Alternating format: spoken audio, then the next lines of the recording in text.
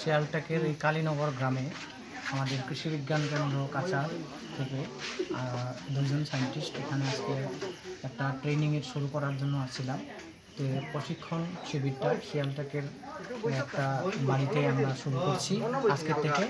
আর এই প্রশিক্ষণটা বিগত 4 দিন ধরে চলবে, কিন্তু লাস্টের দিন আমরা এই প্রশিক্ষণ থেকে ওদেরকে আমাদের যেগুলো পার্টিসিপেন্ট এখানে আজকে এই প্রশিক্ষণে পার্টিসিপেট করেছেন তাদেরকে সার্টিফিকেট দিয়ে আমরা প্রশিক্ষণটা শেষ করব।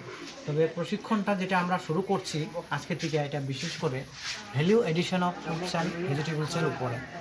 ভ্যালু এডিশন অফ ফ্রুটস বলতে আমরা দেখা যায় আমাদের এই কাছাড় ডিস্ট্রিক্টের বিভিন্ন গ্রামে প্রায়ভাগ কৃষকেই আমাদের টমেটোই হোক বা শাকসবজিই হোক এগুলা উৎপাদন করে, কিন্তু টমেটো যেগুলো উৎপাদন করে যখন সিজন আসে তখন এগুলার দাম অনেক কমে যায়।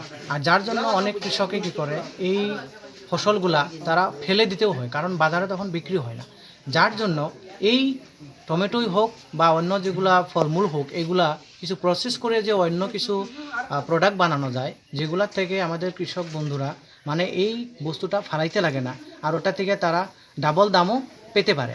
আর এই ডাবল দাম পাওয়ার জন্য তাদেরকে স্বাবলম্বী করার জন্য এমনকি আমাদের কেন্দ্রীয় সরকার থেকেও তারা খুব চেষ্টা করছে যে আমাদের যারা মহিলা কৃষক আছে ওদেরা একটু স্বাবলম্বী হোক। বিভিন্ন ধরনের এসএইচজিগুলোও খোলা হয়েছে। তো এই স্বাবলম্বী করার জন্যই আজকে আসলে এই শিয়ালটেকে আমরা এই প্রশিক্ষণটা শুরু করছি। আর এই প্রশিক্ষণটা হয়তো আশা করব আমি যে শুরু হচ্ছে, সবগুলা পার্টিসিপেন্ট যারা আছেন, যারা প্রশিক্ষার্থী আছে তারা এখানে আসবেন, এসে এই প্রশিক্ষণটা সম্পূর্ণভাবে গ্রহণ করবেন। গ্রহণ করার পরে এটাও আশা করব যে তারা নিজের থেকে যদি একটু বিজনেস হিসাবে যদি এটা শুরু করতে পারে, তাহলে আমাদের যারা মহিলা কৃষক আছে তারা নিশ্চয়ই একদিন স্বাবলম্বী হতে পারবে, আর তার থেকে তারা ঘরের জন্য একটা আয়ও ইনকাম করতে পারবে। তো যাই হোক, তো আজকের যে প্রশিক্ষণটা আমরা খুব ফলপ্রসূভাবে আজকের দিনটা সুন্দরভাবে প্রশিক্ষণটা করলাম। তো আশা করব এইভাবে বিগত দিনেও প্রশিক্ষণটা হয়ে থাকবে। এর পক্ষ থেকে আজকে শিয়ালটেকে 4 দিনের একটা ট্রেনিং শুরু হয়েছে বিভিন্ন ধরনের আচার প্রোডাকশনের জন্য।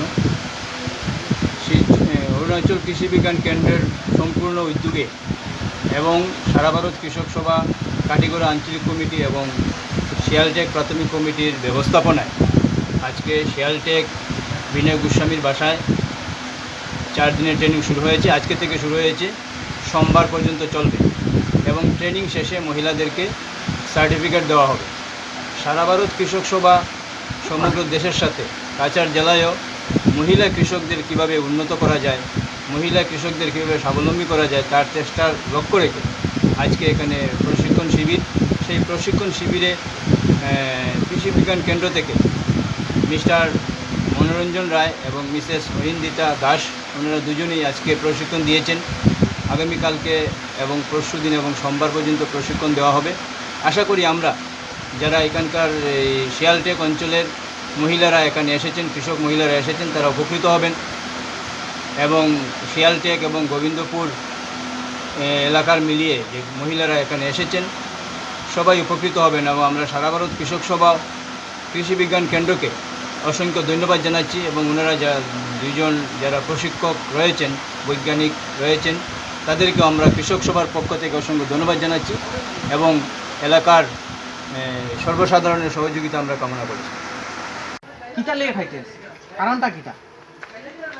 শাকসবজি না খাইলে তো অন্য বস্তু তো খাইতে পারতো মানুষ, কিন্তু ওইটা ছাড়া তো হয় না।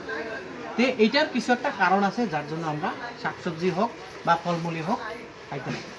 তো অনেক সময় দেখা যায় একজন মানুষের যদি প্রাপ্তবয়স্ক থাকে, প্রাপ্তবয়স্ক মানুষের একদিনে মোটামুটি প্রায় 5 ধরনের সবজি খাইতে লাগে, মিক্সড সবজি। এটা যে যেটা পছন্দ করে ওই হিসাবে ধরেন হ্যাঁ সবজি বানাইয়া ওই সবজিটা খাইতে লাগে। ঠিক সেরকমভাবে একদিনের মধ্যে একজন মানুষের প্রায় 2 ধরনের ফল খাইতে লাগে, 2 টাইপস ফল। ফল তো আমরা খাই না, কম খাই, যাই হোক, কিন্তু এটা খাইতে লাগে একজন প্রাপ্তবয়স্ক মানুষের। তখন গিয়ে ধরেন এই মানুষের শরীরটা যেটা হেলদি থাকে। যখন আমরা ফলমূল বা শাকসবজি খাইমো, এটা নিশ্চয়ই এটার ভিতরে কিছু একটা আছে যার জন্য আমরা খামো। তাহলে খাইয়া যদি হ্যাঁ আমরা দেহার লিগে যদি কোনো কাজই না করে, তো কোনো তার দরকার আছে নাকি? দরকার নাই। তো প্রথমেই আমরা যদি শাকসবজির মধ্যে যাই তাহলে দেখা যায় কি শাকসবজি বেশিরভাগের মধ্যে ভিটামিনস থাকে, মিনারেলস থাকে, তারপরে আপনার কি প্রোটিন থাকবো, ফাইবার থাকবো, ক্যালসিয়াম থাকবো, ফসফরাস, আয়রন এগুলো থাকে।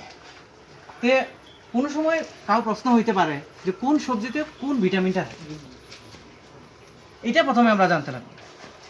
সেই হিসাবে আমরা প্রসেসিংয়ে যাই। যদি আমরা ধরেন এই আমলক্ষী, যেটা আমলক্ষীর কতটা বেনিফিট আছে আপনারা সবাই